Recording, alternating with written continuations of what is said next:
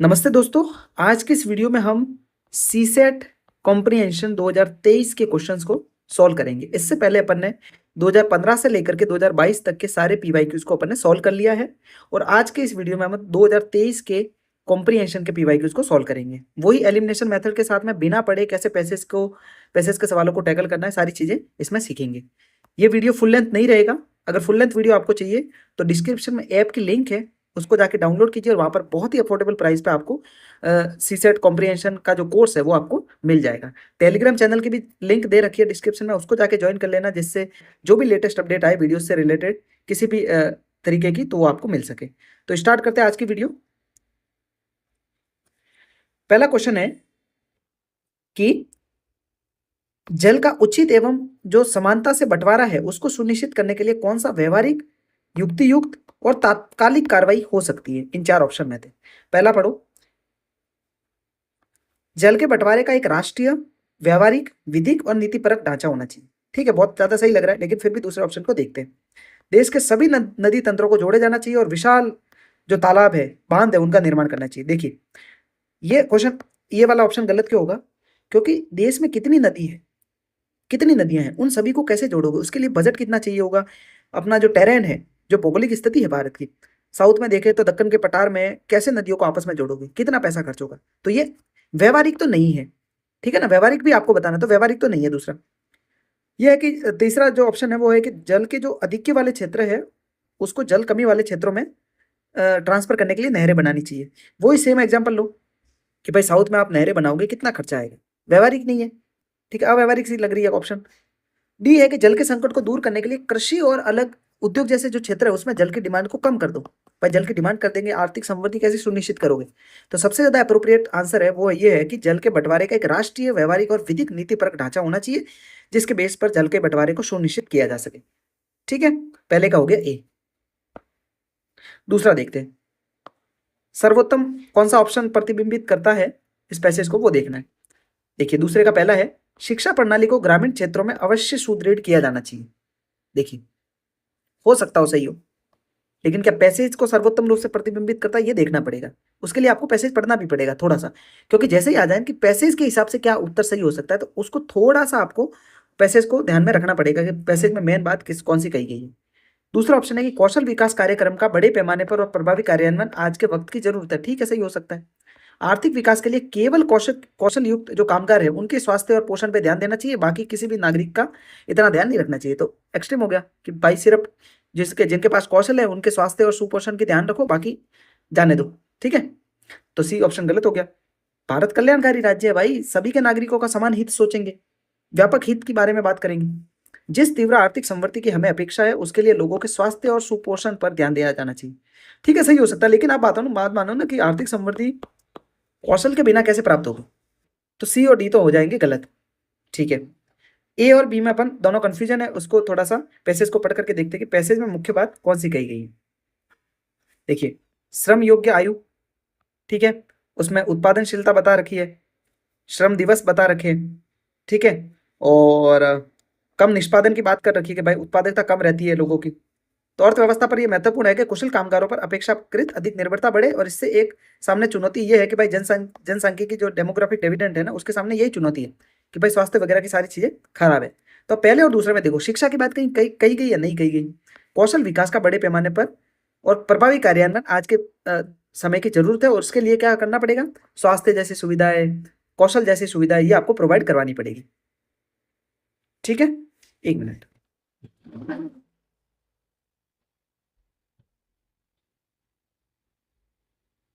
देखिए next question देखते हैं, तीसरा। परिच्छेद के अनुसार लेखक द्वारा सर्वाधिक युक्तियुक्त और तर्कसंगत ऑप्शन कौन सा है? देखो, जलवायु परिवर्तन के अनुरूप अनुकूलन और दुष्प्रभावों को कम करने के लिए कार्रवाई आधारभूत रूप से सरकार का दायित्व है। बताओ, सिर्फ सरकार का दायित्व है, वो भी आधारभूत, फंडामेंटल जो ड्यूटी है ना वो सिर्फ सरकार की है। किसके लिए? जलवायु परिवर्तन को मिटिगेट करने के लिए। पहला ऑप्शन हो गया गलत।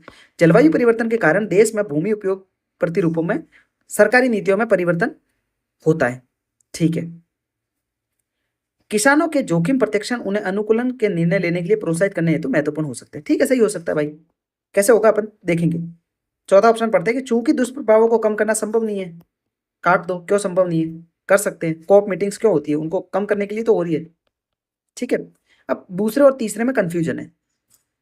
दूसरा पढ़ो कि जलवायु परिवर्तन के कारण देश में भूमि उपयोग के प्रतिरूप के संबंध में सरकारी नीतियों में परिवर्तन होता है।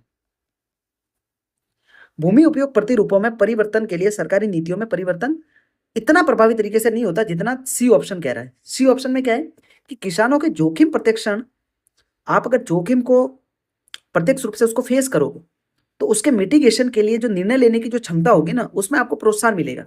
कि आपको पता है भाई सूखा हो रहा है, सूखा पड़ रहा है किसी क्षेत्र में, तो सूखे से निपटने के लिए क्या करोगे, जो सूखा रोधी फसलें होगी, ठीक है, ड्रॉट रेजिलियंस वाली जो फसलें होगी उनको आप अपनाओगे। तो वो कहीं ना कहीं किसानों को प्रोत्साहित करता है कि शिफ्टिंग की जाए, जिस तरीके की कंडीशन बनती है, क्लाइमेटिक कंडीशन। ठीक है ना, तीसरे का हो गया सी। नेक्स्ट पैसेज देखते हैं। इसमें वही सर्वोत्तम कौन सा ऑप्शन प्रतिबिंबित करता है उसको पैसेज के हिसाब से देखना है कि जो व्यवसाय उत्सर्जन करते हैं जरूरत है कि या तो वे बंद हो जाए या फिर भविष्य में प्रदूषण की कीमत चुकाए। ठीक है, नेक्स्ट देखते हैं। एकमात्र हल यही है कि जलवायु परिवर्तन के मुद्दों से संबंधित प्रौद्योगिकी का विकास हो। एकमात्र हल नहीं है, आपको जीवन शैली में भी परिवर्तन लाना होगा, तभी आप जलवायु परिवर्तन को कॉम्बैट कर सकते हो। ठीक है, तीसरा है कि जब तक प्रौद्योगिकी में सुधार न आए तब तक कार्बन उत्सर्जन से निपटने की प्रतीक्षा करते रहना बुद्धि बुद्धिमत्तापूर्ण रणनीति नहीं है। ठीक है, सही हो सकता है। चूंकि भविष्य का प्रौद्योगिकी परिवर्तन अनिश्चित है, नए उद्योगों को नवीकरणीय ऊर्जा स्रोतों पर आधारित होना चाहिए।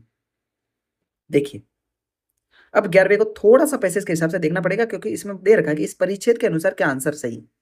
तो थोड़ा सा देखते हैं। देखिए, जो मनुष्य वर्तमान समय में वायुमंडल में जो उत्सर्जन डाल रहे हैं वे जलवायु को इस सदी के मध्य और उसके आगे भी प्रभावित करेंगे। ठीक है, प्रौद्योगिकी परिवर्तन के द्वारा भविष्य में जीवाश्म ईंधनों से अलग विकल्प सस्ता हो भी सकता है और नहीं भी हो सकता है, जिससे दुनिया के पास भयावह विकल्प यही रह जाता है कि या तो वो लागत चुकाए या फिर उत्सर्जन को कम करे और ज्यों के त्यों तापमान के दुष्प्रभाव से पीड़ित रहे। जो व्यवसाय अनिश्चित परिणामों के खतरों से बचाव करते हैं वे विफल हो जाते हैं और जलवायु परिवर्तन के बारे में ऐसी लापरवाही बर्दाश्त नहीं की जाएगी। देखिए, पढ़ करके थोड़ा सा ये आइडिया लग रहा है कि कहीं ना कहीं आप टेक्नोलॉजी में परिवर्तन नहीं कर रहे हो ना, तो वो सही नहीं है। क्यों? क्योंकि आपको भयावह जो आप स्वास्थ्य रिलेटेड जो समस्या है उसको सहन करना पड़ सकता है, आपकी आर्थिक हानि हो सकती है, ठीक है ना, व्यवसायों पे खतरा आ सकता है, और ये एक लापरवाहीपूर्ण कदम होगा। ठीक है ना, तो इसमें जो ज्यादा अप्रोप्रिएट होगा ना कि भाई जब तक प्रौद्योगिकी में सुधार ना आए तब तक आप कार्बन उत्सर्जन से निपटने की प्रतीक्षा करते रहे, तो ये तो एक सही ऑप्शन नहीं होगा। ठीक है ना, इसमें ये तो कही नहीं गई बात कि भाई उत्सर्जन करते रहो या तो आपको व्यवसाय बंद कर देना चाहिए या फिर भविष्य में प्रदूषण की कीमत चुकानी चाहिए। तो ये तो बात एकदम मतलब ज्यादा पॉजिटिव भी नहीं लग रही है ना। और चूंकि भविष्य में जो टेक्नोलॉजिकल इन्हांसमेंट है वो अनिश्चित है, अनिश्चित नहीं है, इसमें कहीं की बात नहीं है ये वाली। तो सी वाला यही है कि जब तक टेक्नोलॉजी में सुधार ना हो तब तक आप कार्बन उत्सर्जन से निपटने की प्रतीक्षा करते रहे, ये एक अच्छा विकल्प नहीं होगा आपके पास। ठीक है, तो 11वें का हो गया सी। 12वां है पूर्व धारणा बतानी है आपको कि हमें संभवतः रोकथाम की अपेक्षा उपचार पर अधिक धन खर्च करना पड़ता है। ठीक है, हो सकता हो सही हो। हमारी पर्यावरणीय और लोक स्वास्थ्य संबंधी समस्याओं का हल सरकार का काम है। मैंने बोला ना, किसी एक पे ही वो थोप दी जिम्मेदारी, वो गलत हो जाएगा। स्वास्थ्य की रक्षा की जा सकती है भले ही पर्यावरणीय समस्याओं पर ध्यान नहीं दिया जाए। अगर पर्यावरणीय समस्याओं पर ध्यान नहीं दोगे तो स्वास्थ्य से निपटना बहुत मुश्किल हो जाएगा। क्यों? क्योंकि क्लाइमेट चेंज होगा, तापमान बढ़ जाएगा और स्वास्थ्य स्वास्थ्य समस्या और भी बढ़ती जाएगी और भी भयंकर होती जाएगी। ठीक है ना, पारंपरिक जीवन शैली के लोप और पाश्चात्य मूल्यों के प्रभाव से जीने के कतिपय अस्वास्थ्यकर तौर तरीके विकसित हो गए। देखिए, इसमें कोई बेहतर विकल्प मतलब ये वाला है नहीं, क्योंकि देखो आप जैसे पश्चिमी कंट्रीज देखेंगे तो उसकी स्वास्थ्य कंडीशन बहुत बेहतर है, जैसे विकासशील देशों के अनुसार। तो उनकी जीवन शैली खराब परिस्थितियां स्वास्थ्य के से रिलेटेड लेके आती है, ये कहना मुश्किल होगा। ठीक है, तो इसमें सबसे अप्रोप्रिएट पहला ही लग रहा है, क्योंकि तीनों को एलिमिनेट कर दिया आपने कि भाई अपन रोकथाम की अपेक्षा उपचार पर ज्यादा ध्यान देते हैं। मतलब कोई भी बीमारी होगी, बीमारी होने के बाद अपन उसका उपचार करवाते हैं, ऐसा नहीं करते कि बीमारी होने से पहले उसकी रोकथाम कैसे की जाए उस पर ज्यादा इन्वेस्ट हो रहा है। तो भारत में बीमारी होने के बाद में उसके रोकथाम पर ध्यान देने की जगह उसके उपचार पर ज्यादा ध्यान दिया जा रहा है। ठीक है, तो 12वीं का हो गया ए। 13वां क्वेश्चन है, परिच्छेद के अनुसार सर्वोत्तम कौन सा प्रतिबिंबित होता है? सार्वभौमिक बुनियादी आय को गरीबी उन्मूलन के एक तरीके के रूप में दुनिया भर में कार्यान्वित किया जाना चाहिए। ठीक है, हो सकता हो सही हो। हमें खाद्य आधारित पोषण को अपने नीति विषयक विचार केंद्र में रखना चाहिए। ये ज्यादा पॉजिटिव लग रहा है कि भाई जो खाद्य आधारित जो भी अपनी पोषण व्यवस्था है उसको अगर नीति निर्माण में शामिल करेंगे तो बेहतर तरीके से निर्णय ले पाएंगे। उपयुक्त आनुवांशिक रूपांतरित फसलों के जनन द्वारा खाद्य पदार्थ का पोषण स्तर समुन्नत किया जा सकता है। ठीक है भाई, जीएम फसलें तो क्लाइमेट से निपटने के लिए लेकर के आए रहे। मान लीजिए कोई किसी फसल को कम पानी देने, मतलब कम पानी में वो ज्यादा अच्छे तरीके से उत्पादन दे दे, उसके लिए बनाया जा रहा है। तो उसका खाद्य पदार्थ के पोषण से कोई रिलेशन नहीं होता है। ठीक है ना, बेसिकली इसमें तो बिल्कुल समुन्नत किया जा सकता है, मतलब एब्सोल्यूट उसको बनाया जा सकता है। तो तीसरा हो गया गलत। आधुनिक खाद्य प्रसंस्करण प्रौद्योगिकी का प्रयोग करके हमें खाद्य पदार्थों में अपेक्षित पोषक तत्वों को शामिल करके उन्हें पुष्ट करना चाहिए। मतलब एक तो आप देखिए ना कि नेचुरली आपको मिनरल्स मिल रहे हैं और आपने एक फूड प्रोसेसिंग करके के उसको मिनरल से युक्त बना दिया। हालांकि ठीक है, लेकिन ये ज्यादा एक व्यवहारिक ऑप्शन नहीं लगता है। तो हमें देखना है कि परिच्छेद के अनुसार, पैसेज के अनुसार क्या बात सही हो सकती है। देखते हैं, बहुत से लोग आहार नहीं ले पा रहे, सही वाला आहार नहीं ले पा रहे, बस निर्णय ये है कि वो भोजन लेंगे और उन्हें अच्छा लगता है, लेकिन वो बहुत स्वास्थ्य प्रदक नहीं है। मतलब लोग टेस्ट के हिसाब से खा रहे हैं, स्वास्थ्य से उनका कोई लेना देना नहीं है। बीमारियां बढ़ रही है, ठीक है, स्वास्थ्य देखभालों पर खर्च ज्यादा बढ़ रहा है, आर्थिक प्रगति जैसे गरीबों के जीवन स्तर में सुधार नहीं हो रहा है। ठीक है, और दैनिक पोषक तत्व नहीं प्रदान हो पा रहे उनको, और पूरी दुनिया में पोषण पर खतरा आंशिक रूप से यह है कि हमारी खाद्य पद्धतियां समुचित रूप से हमारी पोषण जरूरतों के अनुरूप नहीं है। ठीक है, तो खेत खेत से थाली थाली तक के सफर में चिंताजनक विचलन हो रहे हैं। तो देखो, इन विचलनों को ठीक करने के लिए आपको क्या करना पड़ेगा, नीतियां लानी पड़ेगी। ठीक है ना, एक्ट डालने पड़ेंगे, क्योंकि उत्पादन तो डिमांड के अनुसार ही होगा, लेकिन आप जब तक एक्ट नहीं लाएंगे उसमें पोषण को सुधारा नहीं जा सकता, उसमें जो प्राइस जितनी होनी चाहिए वो नहीं सुधारा जा सकता। तो इसमें सार्वभौमिक आय की तो कोई बात ही नहीं है। ठीक है, ऑप्शन बचता है बी कि हमें खाद्य आधारित पोषण को नीति विषयक विचार केंद्रों में लाना चाहिए, जिससे ये सारी स्थितियां है जो पोषण वाली स्थितियां उसको सुधारा जा सके। ठीक है, नेक्स्ट पैसेज है, परिच्छेद के अनुसार सबसे युक्तियुक्त तर्क संगत जो ऑप्शन है उसको चूज करना है। प्रदूषण कम करने के लिए हमने वाहनों पर मनमाने नियंत्रण को कार्यान्वित करना मुश्किल रहता है। ठीक है, हो सकता हो सही हो। ठीक है, तुरंत फुरत या फिर मतलब ज्यादा फास्ट तरीके से सुझाए गए जो तरीके होते हैं ना, उनकी प्रतिक्रियाओं से प्रदूषण की समस्या हल नहीं हो सकती, बल्कि साक्ष्य आधारित उपागम अधिक विकसित हो सकते हैं, अधिक प्रभावशाली हो सकते हैं। ज्यादा सही लग रहा है ना कि भाई आप बिल्कुल जल्दी जल्दी में डिसीजन ले लिया कि भाई सारी ऑड इवन वाली गाड़ियां बंद कर दो, लेकिन जब तक आपको पता नहीं है कि मेन कॉज ऑफ पॉल्यूशन क्या है, उसको रोकने के लिए आपको साक्ष्य आधारित मतलब एविडेंस चाहिए होगा कि मेन पॉल्यूशन किससे हो रहा है, और उसके बाद में जो नीति आप लागू करोगे ना तो उससे ज्यादा प्रभाव देखा जाएगा। तो ये सबसे ज्यादा अप्रोप्रिएट मुझे तो बिना पैसेज पढ़े ही लग रहा है। ठीक है, तीसरा है, आवधिक प्रदूषण जांच के बिना गाड़ी चलाने वालों पर भारी जुर्माना लगाना चाहिए। भारी जुर्माने की बात ही नहीं करनी है, पैसेज में कहीं होगा भी नहीं है। प्रदूषण की समस्याओं का सामना करने के लिए कानून के अभाव में प्रशासन की प्रवृत्ति को मनमाने निर्णय लेने की आवश्यकता नहीं है। ठीक है, वाहनों पर बिल्कुल निर्णय नियंत्रण को कार्यान्वित करना मुश्किल हो जाता है, नहीं ऐसा भी कुछ भी नहीं है, आप नीति लाओ तो सब कुछ हो जाता है। तो सबसे बेस्ट ऑप्शन इसमें होगा जो डी है। वही परिच्छेद के अनुसार इसमें भी युक्ति प्रतिबिंबित कौन सा करता है वो ऑप्शन को ढूंढना है। 22वां है कि पहला ऑप्शन है कि अच्छे बाह्य वित्त पोषण तक पहुंच सुनिश्चित करना विश्व भर के देशों का एक महत्वपूर्ण एजेंडा है। ठीक है, हो सकता है। सुचारू निगम शासन प्रतिष्ठानों की विश्वसनीयता को बढ़ाता है। ठीक है, ये भी हो सकता है।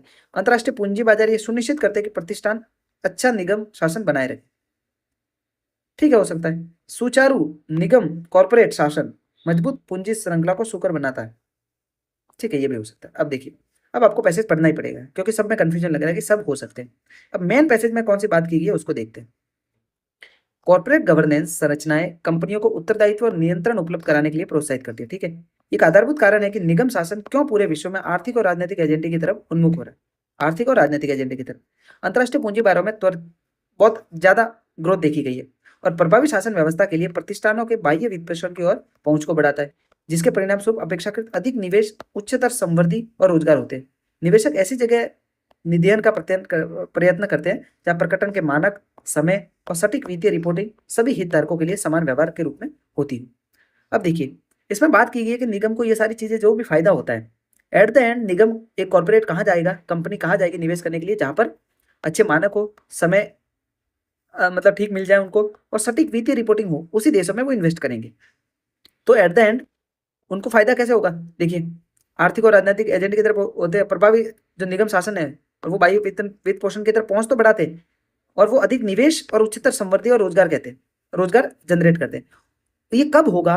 देखिए ये कब होगा, ये तो सारे नॉर्मल ऑप्शन दे रखे हैं भाई, अच्छे बाह्य वित्त पोषण तक पहुंच बनाने के लिए विश्व भर के देशों का एजेंडा है। कुछ भी नहीं है, देशों का कोई एजेंडा नहीं है, निगम की बात की गई है। अंतर्राष्ट्रीय पूंजी बाजार ये सुनिश्चित करते हैं कि प्रतिष्ठान अच्छा निगम शासन बनाए रखे। भाई कॉर्पोरेट गवर्नेंस में ऐसा जरूरी थोड़ी है भाई, कोई न कोई तो भ्रष्टाचार भी करता होगा, है ना। सुचारू निगम शासन मजबूत पूंजी श्रृंखला को सुनिश्चित बनाता है। ये भी कुछ खास नहीं है, मान लो युद्ध हो गया, निगम कितना ही सुचारू रूप से चला रहे हो, लेकिन आपूर्ति श्रृंखला तो प्रभावित हो जाएगी, अभी जैसे वर्तमान देख रहे हैं ईरान के समय में। सबसे ज्यादा अप्रोप्रिएट है कि सुचारू निगम व्यवस्था एक कॉर्पोरेट गवर्नेंस है, उसको सही तरीके से चलाने के लिए आपको प्रतिष्ठा बनानी पड़ेगी और विश्वसनीयता बढ़ानी पड़ेगी। और वो कैसे बनेगी? जब आप गवर्नेंस में सुशासन को स्थापित करोगे, ठीक है ना। सुशासन जब कॉर्पोरेट गवर्नेंस पे होगा लागू, तभी ये सारी चीजें हो पाएगी। नेक्स्ट है वही युक्त प्रतिबिंबित कौन सा करता है उसको निकालना है। यह आवश्यक है कि हाथियों का निवास क्षेत्र समृद्ध जैव विविधता वाला सुविस्तृत क्षेत्र हो, ठीक है। देखिए हमारी जो हाथी है वो एक की स्टोन प्रजाति और वे जैव विविधता को लाभ पहुंचाती है, ये तो ठीक है, ये तो बात सही है। एनवायरमेंट में पढ़ते हैं कि हाथी एक की स्टोन प्रजाति है। वनों में समृद्ध जैव विविधता हाथियों की मौजूदगी के बिना नहीं बनाई जा सकती है। हाथियों में क्षमता है कि वे अपनी आवश्यकता के अनुरूप प्रजातियों को वाले वनों को फिर से बना लें। अब देखिए दो है, इसमें ज्यादा सही कौन सा लग रहा है आपको, पहले और दूसरे में से? कि हाथी एक की स्टोन प्रजाति है या फिर हाथियों का निवास क्षेत्र समृद्ध जैव विविधता वाला सुविस्तृत क्षेत्र हो। अब देखिए हाथी कैसे, किसी ऐसे अफ्रीका वाले क्षेत्रों में जब हाथी निवास करते हैं तो वहां पर जैव विविधता कोई खास है नहीं, लेकिन फिर भी निवास करते हैं, तो पहला हो जाएगा गलत इसी लॉजिक से। ये कह सकते हैं कि भाई हाथी की स्टोन प्रजाति है तो उसके साथ साथ में जैव विविधता को लाभ पहुंचा सकते हैं, ठीक है ना। लेकिन ये कहना कि उसके लिए एक जैव विविधता वाला क्षेत्र होना चाहिए उसके रहने के लिए, तो ये ज्यादा एक्सट्रीम हो जाएगा। पूर्व धारणा बतानी है आपको। नगरीय अपशिष्ट का संग्रहण, प्रसंस्करण और पृथक्करण सरकारी एजेंसियों के पास होना चाहिए। कॉर्पोरेट भी कर सकते हैं, होना चाहिए। क्यों होना चाहिए भाई? संसाधन पुनर्प्राप्ति पुनर्चक्रण को प्रौद्योगिकी के आगतों की अपेक्षा होती है और निजी क्षेत्र उद्यम सर्वोत्तम रूप से प्रबंधित कर सकते हैं। ऐसा भी जरूरी नहीं है भाई, निगमों में भी तो करप्शन हो सकता है, सर्वोत्तम रूप से प्रतिबिंबित कर सकते हैं इसका